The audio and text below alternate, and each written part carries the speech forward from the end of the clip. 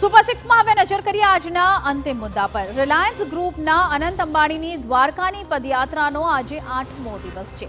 વહેલી સવારે 5 કલાકે તેમણે મહાદેવળિયા ગામ નજીકથી યાત્રાનો પ્રારંભ કર્યો હતો અને ખાડી પાસે યાત્રા પૂર્ણ કરી હતી। 8 દિવસમાં અનંત અંબાણીએ 81 કિલોમીટરનું અંતર કાપ્યું છે। અનંત અંબાણીની પદયાત્રાના 8મા દિવસે તેમની સાથે વાગેશ્વર ધામના ધીરેન્દ્ર શાસ્ત્રી પણ જોડાયા છે। તેઓ ચપ્પલ પહેર્યા વગર જ ખુલ્લા પગે યાત્રામાં જોડાયા હતા।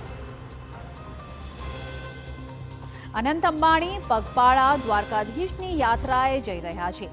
તેમની યાત્રા બસ હવે દ્વારકાથી થોડે જ દૂર છે।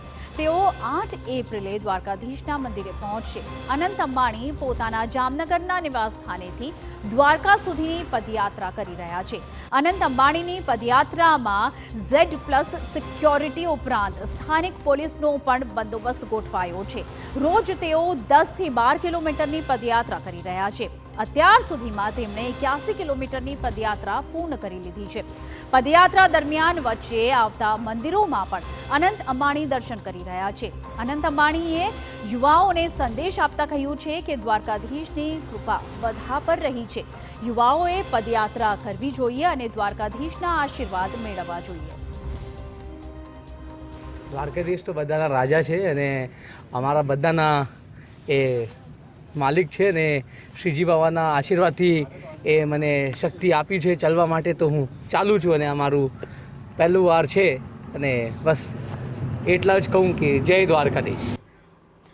બાગેશ્વર ધામના ધીરેન્દ્ર શાસ્ત્રી જોડાયા હતા અને યાત્રામાં અનંત અંબાણી અને 200 બ્રાહ્મણો સાથે તેઓ પગપાળા ચાલ્યા હતા। ધીરેન્દ્ર શાસ્ત્રીએ કહ્યું કે આ ભક્તિ અને શક્તિની યાત્રા છે।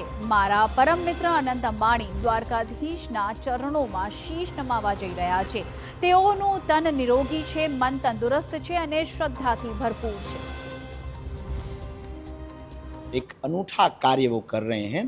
तन निरोगी है, मन तंदुरुस्त है, लेकिन एक अनूठी परंपरा इस देश के युवाओं के लिए नई प्रेरणा बन रहे कि पुरुषार्थ से प्रसाद तक की यात्रा है। जीवन में जमीन से जुड़े रहना चाहिए, इसलिए तो वो बड़े हैं क्योंकि उनके साथ द्वारकाधीश खड़े।